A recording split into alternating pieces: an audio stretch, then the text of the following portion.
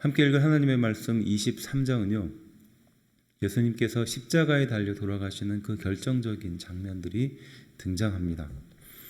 예수님께서 십자가에 달려 돌아가시는 그때에 그 주변에 어떤 사람들이 있었는가, 그 사람들의 군상의 면면을 좀 바라보려고 합니다.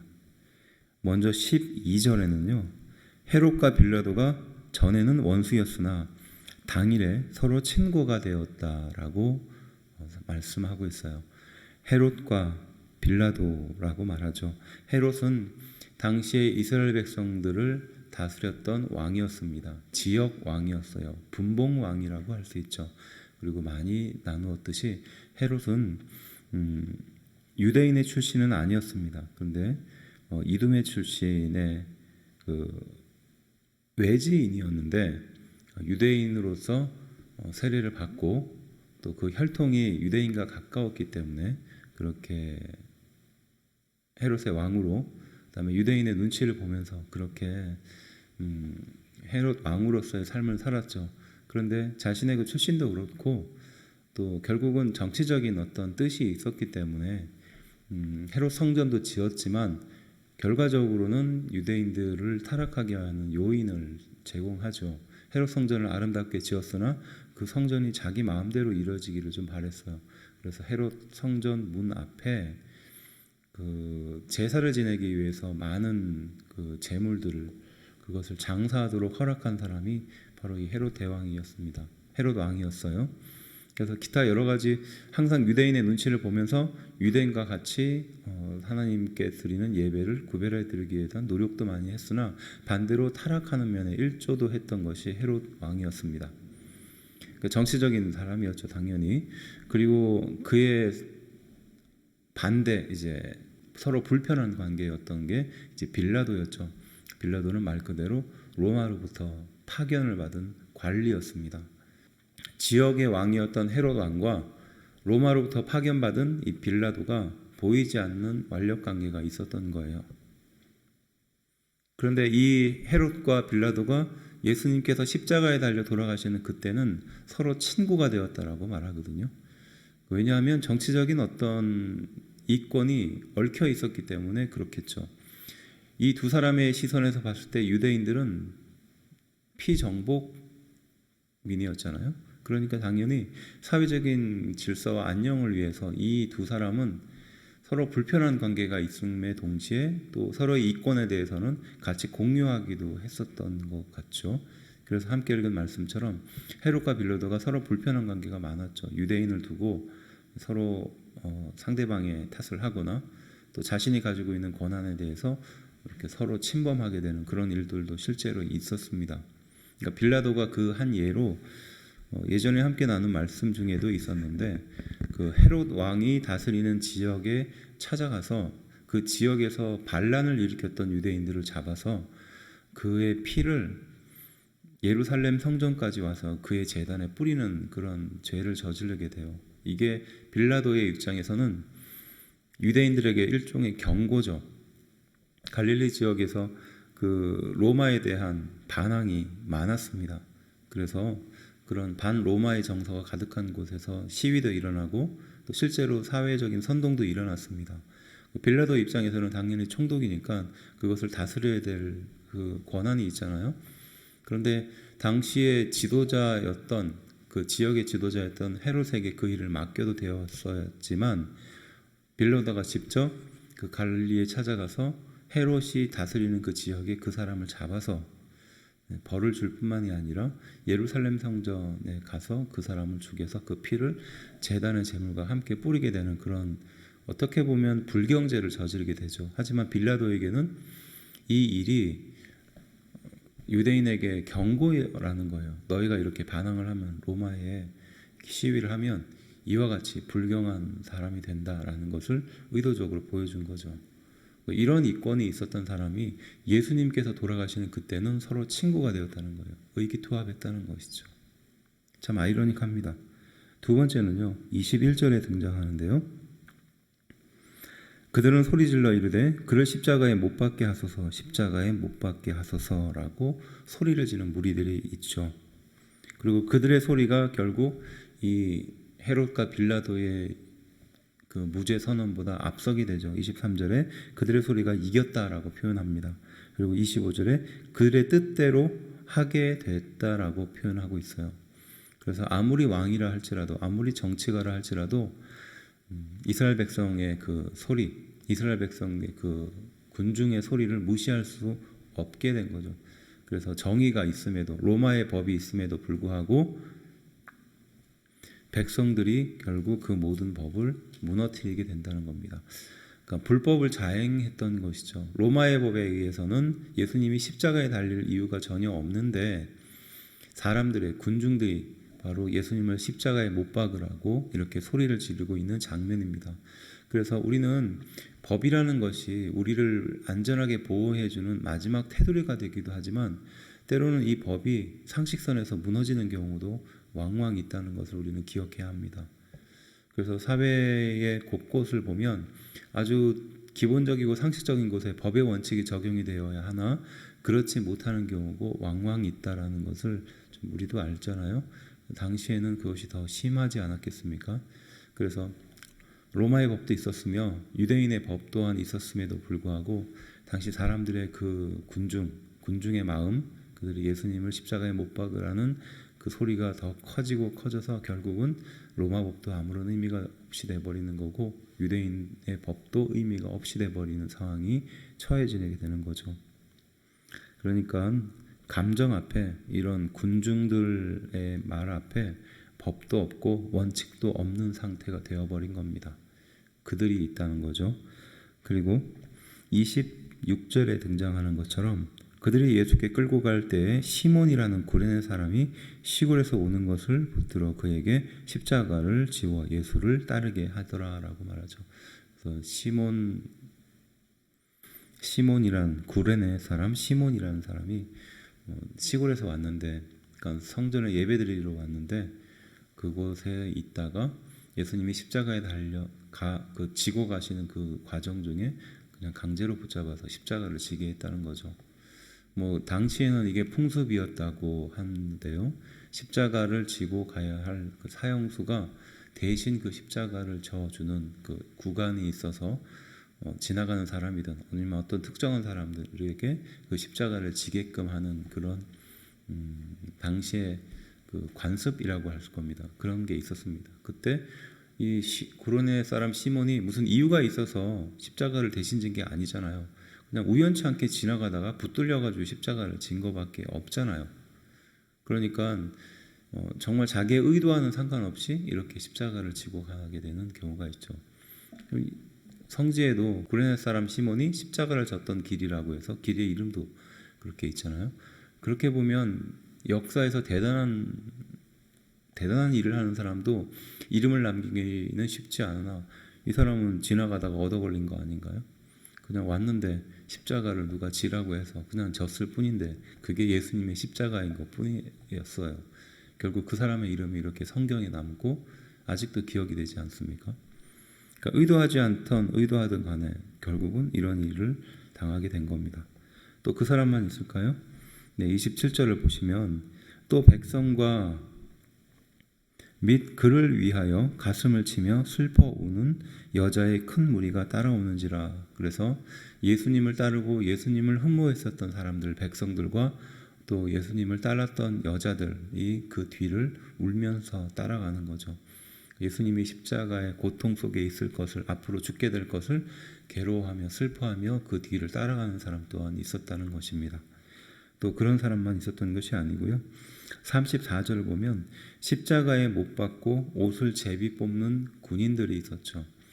이 또한 당시의 관습이었습니다. 십자가에 달려 죽게 되면 어차피 그 옷은 그 십자가형을 진행했었던 사람의 것이었기 때문에 그 십자가에 매달기 전에 옷을 벗기고, 당시에 겉옷은 좀 중요했던 옷이니까요. 그래서 그 옷을 벗겨서 그 집행했던 사람들이 제비를 뽑아서 나누든지 혹은 어떤 한 사람에게 주게 되는 경우가 있죠. 특별히 말씀이 제비 뽑아서 그 옷을 나누게 될 것이라고 예언하고 있기 때문에 이것이 그 예언의 말씀이 성취되었다라고 말하는데, 어쨌든 자신의 그 권리에 따라서, 자신의 관습에 따라서 예수님을 혹은 그 사형당할 사람을 십자가에 매달았던 사람이 있었습니다. 자기가 했었던 통상적인 일이었는데 그 일 중에 하나가 바로 예수님을 십자가에 못 박았으며 그 예수님의 십자가에 못 박음과 더불어 그 옷을 벗겨서 제비 뽑게 되는 그런 사람이 있었다는 것이죠. 그리고 35절은 그것을 바라보고 있는 관리들이 있죠.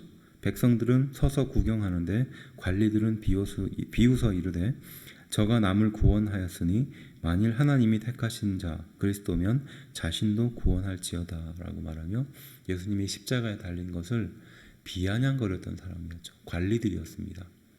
그러니까 예수님이 못마땅했던 거죠. 그렇다면 우리는 이 관리들이 누구일까 추측해 볼 수 있을 거예요. 그 사람들은 소위 말해서 로마로부터 어떠한 그 권한을 위임받았던 사람, 그리고 당시 로마의 지배 아래에서 어느 정도 그 로마의 영향력 아래 살았던 것으로 추측해 볼 수 있겠죠. 그런데 예수님이 오셔서 세상을 다시 한번 뒤집을 거라, 메시아다라는 이야기를 들으니까 이 관리들 입장에서는 별로 좋은 이야기가 아니었거든요. 불편한 이야기였습니다. 그런데 그 예수님 당사자가 십자가에 달려 죽는 그것을 보면서 이 관리들은 비웃는 거죠. 당신이 진짜 예수라면, 당신이 진짜 하나님이라면 내려와서 스스로를 구원해봐라 라고 말하는 겁니다. 자신의 이권에 따라서 그렇게 예수님을 비웃고 비아냥거렸던 무리가 있었죠. 42절은요, 십자가상의 그 강도가 등장합니다. 그런데 이 강도가 등장하는 데는 어느 정도 좀 논란이 있어요. 이 두 명의 강도가 예수님을 동시에 비난하게 되는 그 말씀이 있기도 하고, 또 함께 읽은 말씀처럼 한 사람은 예수님을 비난하고 한 사람은 자기를 구원해달라고 말하는 그런 강도가 있습니다.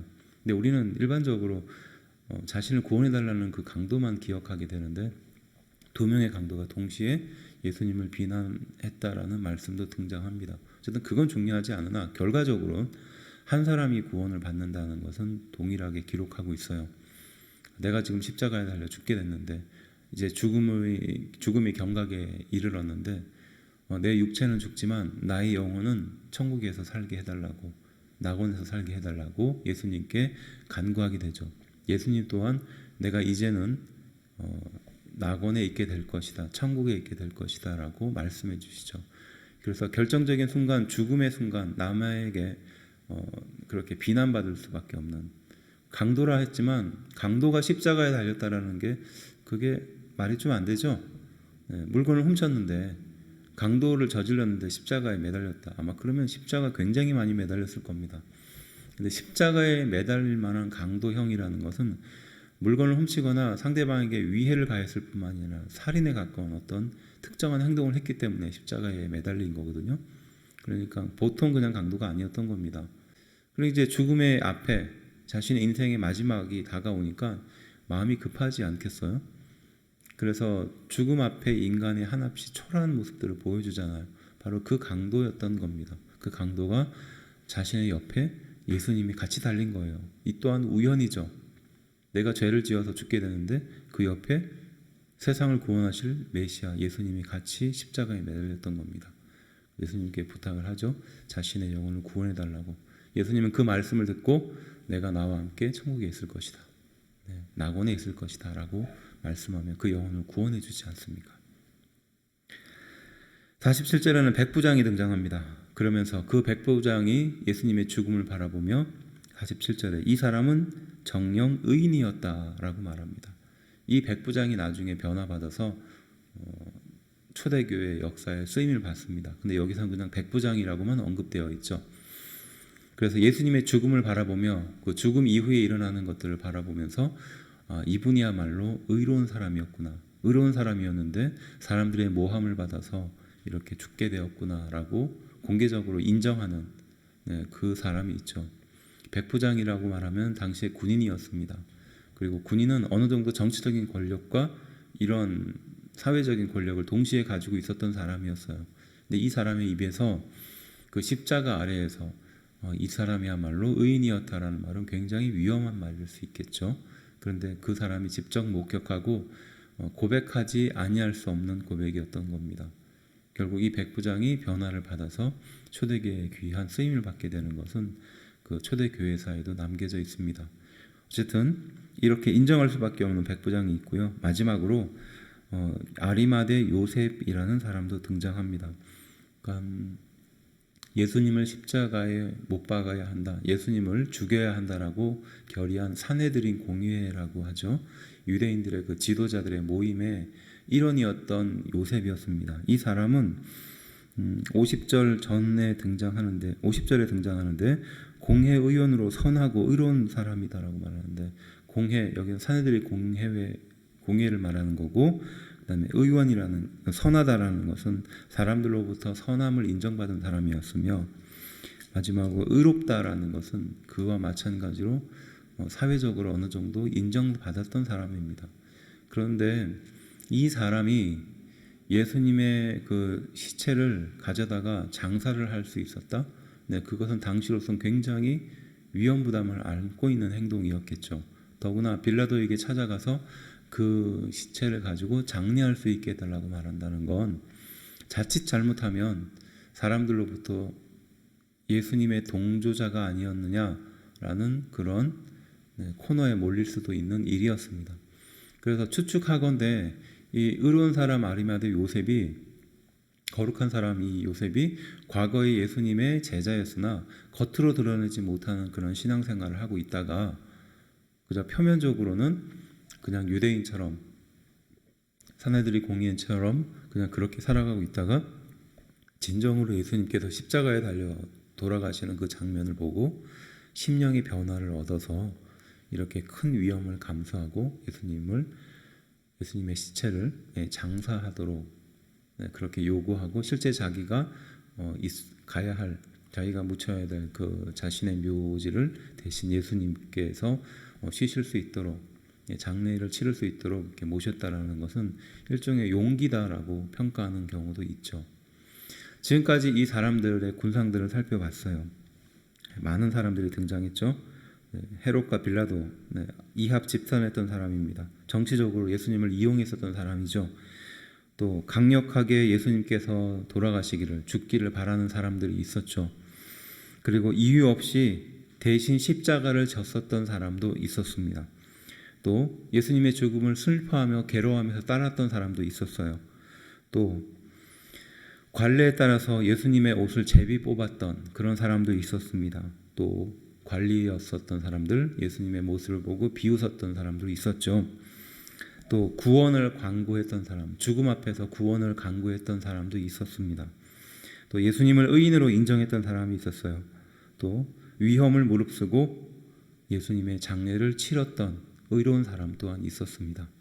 예수님께서 돌아가시는 그때에 이렇게 수많은 스펙트럼의 사람들이 동시에 존재했다는 것을 우리는 이 말씀을 통해서 직접 확인했습니다. 그런데 지금 우리가 살아가고 있는 이 현재의 삶에도 이와 비슷한 스펙트럼의 사람이 동일하게 존재한다는 것이죠. 동일하게 우리를 향하여 이합 집산을 하며 정치적으로 예수님을 또 교회를 이용하는 사람들이 있습니다. 강력하게 교회가 사라지기를 바라며 도전하는 사람이 있겠죠. 또 이유 없이 교회의 고난과 함께 동참하는 그런 사람도 있습니다. 또 우리 교회가, 또 예수님의 사역이, 세상에서의 교회의 이름이 이렇게 땅에 떨어지는 것을 슬퍼하며 괴로워하는 사람들도 있죠. 또 관례에 따라서 교회의 이득을 자신의 이득으로 취득하는 사람들도 있어요. 또 교회를 향하여 비웃음을 짓는 사람들이 있어요. 또 교회가 주고 있는, 예수님께서 주시는 그 구원을 인생의 마지막 순간에 받기를 바라는 그런 한계에 몰려있는 사람들도 있습니다. 또 우리 교회가, 또 우리 귀한 성도가 의로운 사람이라는 것을 인정하는 그런 세상 사람들도 있어요. 마지막으로 사람들의 손가락질, 또 손해가 있음에도 불구하고 교회를 위해서 기꺼이 자신의 일을 헌신하고 뛰어드는 사람들도 있습니다. 교회 사역에 대해서 진정으로 알고 깨닫는 사람도 있다는 것이죠. 우리는 이러한 일들을 바라보면서 예수님은 과연 십자가에 달려서 어떠한 마음을 갖고 계셨을까, 그 포인트로 모아지는 거죠. 교회를 중심으로, 예수님을 중심으로 이렇게 많은 사람들이 있는데 예수님은 정작 어떤 마음을 갖고 계셨는가? 함께 읽은 말씀이었습니다. 34절, 예수께서 이르시되 아버지 저들을 사하여 주옵소서라고 말합니다. 그러니까 저들의 마음을, 저들의 저런 다양한 행동들을 용서해 달라고 말합니다. 예수님의 마음이었죠. 그들의 행동이 바른 행동은 아니었다는 것을 알고 있죠. 그렇지만 하나님이 저들의 행동을 용서해 주셔야 됩니다라고 말합니다. 하나님이 용서해 주지 않고는 진정한 용서가 일어나지 않습니다. 예수님은 바로 저들의 행동, 저들의 잘못된 행동에 대해서 예수님을 적극적으로 편들지도 못하고 그저 슬퍼 울며 따라가는 사람, 그 사람들까지 포함해서 저들이 하고 있는 죄를 용서해 달라고 말합니다. 그리고 자기들이 하는 것을 알지 못한다라고 말합니다. 결국 죄로 인하여 눈이 어두워져 저 행동을 하고 있는 그들에 대해서 하나님이 용서해 달라고, 그들이 잘못된 것, 무지한 것을 용서해 달라고 말하는 것이죠. 우리의 신앙생활에도 하나님은 동일하게 말씀하고 있는 줄로 믿습니다. 우리 교회를 중심으로 많은 사람들이 다양한 스펙트럼을 갖고 있지만 또 어떤 사람들은 교회에 충성하고 헌신하고 있으나 또 어떤 사람은 교회를 교묘하게 이용하고 자신의 이득으로 삼는 사람들도 있죠. 또 어떤 사람은 보이지 않게 교회를 비난하고 함정에 빠뜨리기 위해서 계획하는 사람들도 있습니다. 그로 인하여 우리 성도들이 피해를 입기도 하죠.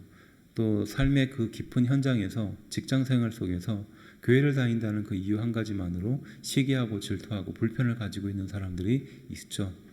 그리고 나는 몰랐으나 보이지 않게 나를 조장하고 뒤에서 불편한 마음을 가져 사람들에게 내가 하지도 않는 행동을 했다라고 소문을 낼 수도 있습니다. 억울한 상황에 처할 수도 있어요. 괴로운 상황에 처할 수도 있습니다. 그럴 때 우리는 어떠한 마음을 가져야 할까요? 바로 예수님과 같은 마음을 가져야 한다는 것이죠. 저들이 하고 있는 것을 모른다는 겁니다. 그리고 저들의 죄를 용서해 주실 수 있는 것은 하나님밖에 없다는 것입니다. 이것이 우리가 가져야 될 마음입니다. 그러한 성도들의 마음 가운데 하나님은 예수님을 구원해 주시고 십자가에서 그 모든 죄를 끊게 해주셨던 것처럼 우리 성도들에게도 풍성한 은혜를 주실 줄로 믿습니다. 예수님이 십자가에 달려 그런 모욕 속에, 억울함 속에 돌아가셨던 것처럼 우리 또한 이 세상을 살아가며 우리 교회 또한 이 세상을 살아가며 그런 억울함과 어려움에 처하게 될 것이에요. 하지만 그 억울함과 어려움을 예수님의 마음을 갖고 예수님이 가셨던 그 길을 나도 가겠다는 마음으로 잘 감당할 때 우리에게 더 큰 은혜를 허락해 주시는 줄로 믿습니다. 힘들고 어려운 일은 지나가게 돼 있어요. 하지만 결국 그 일을 통해서 남는 것은 성도입니다.